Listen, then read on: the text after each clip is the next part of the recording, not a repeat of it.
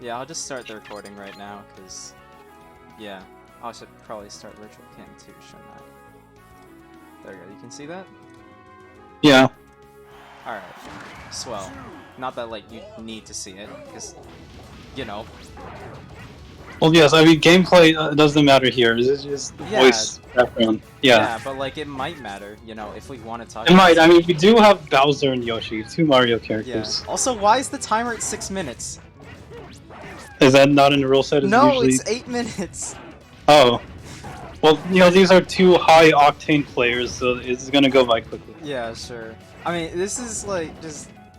You know, the purpose of having the gameplay is so that, like, if there's something where we actually don't, like, we don't have anything to talk about, we can just fall back on, oh, look, he's pressing buttons, or whatever, you know.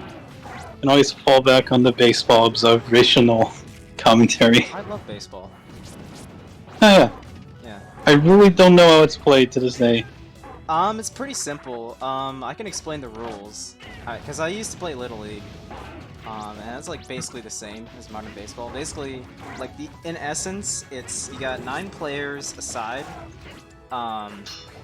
So you take turns. Basically, each inning is like the 2 of you are taking turns, either batting or pitching. So at the top of the inning, I think it's the home team that's pitching and the away team that's batting at the stadium, wherever it is. So at the top of the inning, one team pitches to the other and the other bats, and then they switch at the bottom of the inning. And you do that for 9 innings, and if they're tied at the end, then you go into overtime, extra innings, until the end of one, where one team has the lead. Basically, whichever team scores the most runs wins, of course. That's like the basics, yeah. Like, of course you want to have a higher score than your opponent to win, blah blah blah, but like... so the baseball field, what's interesting is that it's like, you don't score points by like hitting a ball into a net or anything, you know, like in a lot of other sports, or like hitting it through a goal post, you know, like football and stuff. So, basically, for baseball, it's the batter's job to... Okay, so on the baseball field, there's 4 plates in kind of like a diamond shape, sort of. So there's home plate, which is where you stand at when you're batting. And that's where the pitcher pitches to you, and you try and hit the ball. Then, directly, like, northeast of that is first base, and first base has 2 plates on it because it's so that the runner can run through it and like sprint all the way through. Because like baseball's weird for whatever reason. Like on first base they have 2 plates just so like you can run through it and like run to the side. I guess it's so that you don't have to like worry about stopping. So like it makes it better for the batter or something if they want to run. But yeah, so the batter's goal is to get around the bases 4 times. Whenever you hit the ball and put it into play, that's their opportunity to start running, usually towards first. And it's the job of the pitching team. It's the job of the pitcher's defensive side. It's their job. It's their job to grab the ball from wherever you threw it. Or not through it, from where you hit it, and throw it back to first base before you get to first base, and get you out. Because how you get outs is you have to either tag the player with you have to tag the runner with the baseball in hand, or you have to step on a plate where the runner is forced to go before they get there. So that's why all the time you see, like, if a batter hits a ball, like, infield, then they throw it, like, to the first baseman, and the first baseman just steps on the plate. Because if you had to tag the runner at all times, that would be really annoying. You know? Yeah. So yeah, there's that. I guess I'll explain, like, the fielder positions, too. So baseball has, like, so obviously there's the pitcher, and there's the catcher, whose job it is to catch the ball. And so the pitcher throws to the catcher. The catcher is situated behind home plate, behind the batter. And There's also 4 other people in the infield, in the inside of the baseball diamond.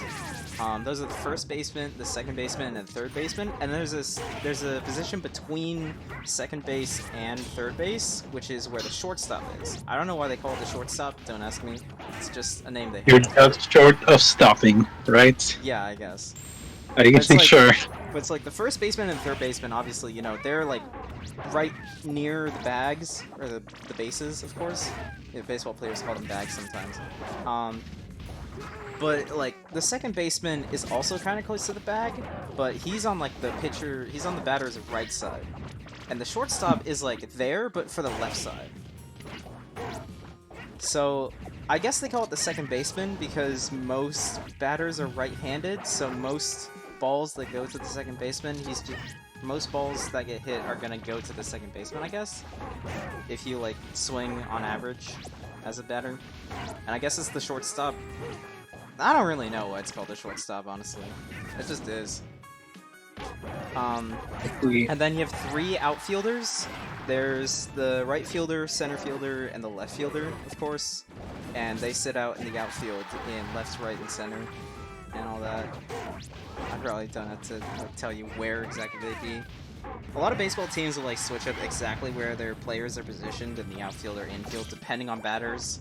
So like, if there's a right-handed batter, generally they're going to shift a lot more to the right. And if there's a left-handed batter, they're going to switch a lot more to the left. That's just like a thing that happens, because, you know, it makes sense, you know. You want to move where the ball is going to be going and try and intercept it better, of course. So whenever a baseball player, or a batter hits the ball with their bat, they, put it into play, unless it goes over the foul lines before hitting the ground. Okay, so also in the baseball diamond, this is really hard because I have to try and like visualize the baseball diamond for you and like the entire like park, which is really odd without It's like. in the rule set that it's a 90-degree angle because it looks like a semicircle. Yeah. I mean, a portrait of a circle. Yeah. The infield is like half diamond, half semicircle, basically. And then beyond that semicircle is the outfield. That's what it's classified as. That's where your outfielders are gonna go. And then anything outside of that bounds is considered the foul territory, the foul line. And if a ball goes over the foul line before leaving the infield, then it's considered foul.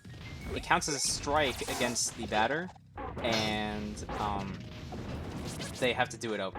Okay, so let me explain actually pitches and stuff, like pitching terms, because like I feel like I've left that out. So basically, when the pitcher pitches to the batter's job is to hit the ball, of course. So there's different terms for what happens during a pitch or a series of pitches and whatnot. So in baseball, when a batter goes up to bat, they start off at a count of 0 balls, 0 strikes. A ball is any ball that did not enter the strike zone, and that the batter did not swing at. And once the batter reaches 4 balls, then he walks to first. And any other baseman, if there's like someone on first, then when the batter gets walked, that runner on first also gets walked. Like, he basically just advanced the bases, is what I'm saying. So if you get 4 balls, then you get walked. If you swing at a pitch, or if you make contact with a pitch and it goes into the foul territory, or if a pitch enters the strike zone and you do not make contact with it and put it into play, then that's considered a strike. If you get 3 strikes, then you're out.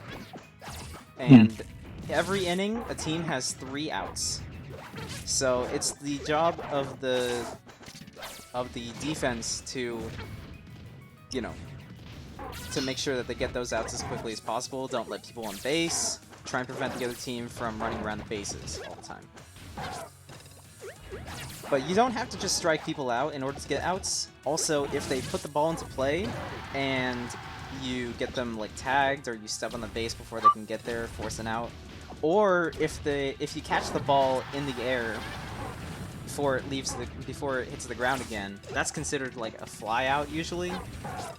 Or that's like a general term you'll hear for a lot of them. Not all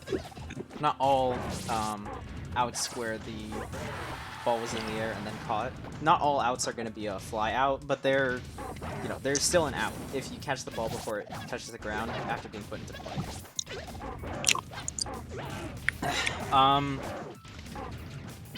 There's also what is there?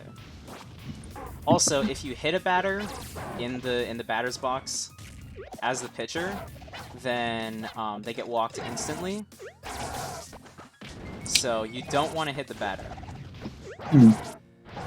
So the strike zone is like this area. It changes a bit over time where it is, but generally I think the current rule set says it's like between your elbows and your knees. I think that's where the strike zone is at the moment in MLB rules. So if a ball goes through the strike zone, then it's considered a strike.